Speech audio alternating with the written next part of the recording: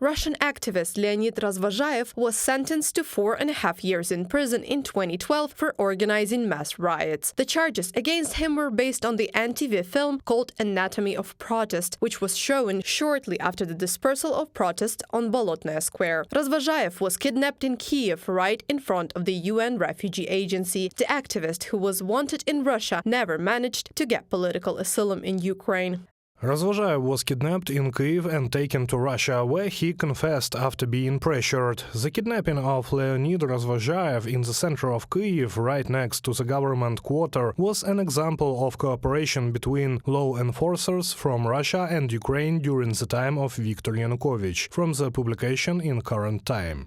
And while 11 years ago this case could have been called unique, after the start of Russia's full-scale invasion of Ukraine, it seems that this practice of kidnapping people abroad is becoming routine for the Russian security services. In Kyrgyzstan, on the night of 17th of October 2023, left-bloc activist Lev Skoryakin was kidnapped and taken to Russia. Now he is in Moscow pre-trial detention center. The case against Skoryakin was initiated because of the action near the Federal Security Service office in the Northern District of Moscow. He, together with another activist, lit fireworks and held a banner saying "Happy Soviet Service" and held a banner saying "Happy Soviet Secret Police Day."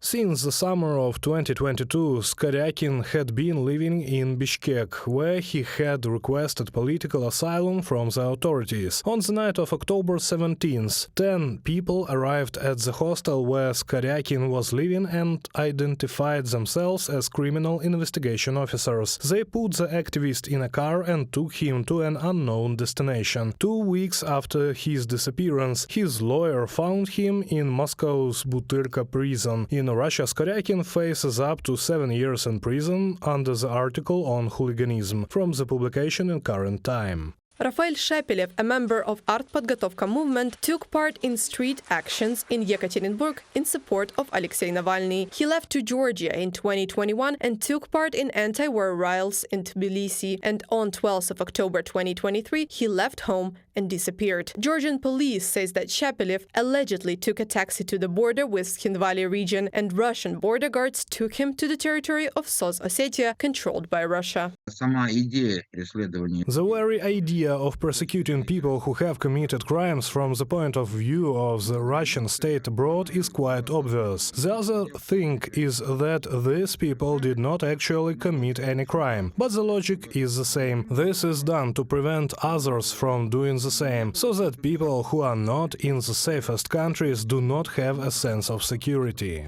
If earlier it was better for the Kremlin that all dissenters leave, now the main task of the security forces is to silence those who left and those who are still in the country, human rights activists believe. Many do not have visas, many do not have passports and have nowhere to go but to countries that are not too safe. And if they do not feel safe in the sense that they can leave and be out of reach of Russian authorities, this is also a limiting factor inside Russia.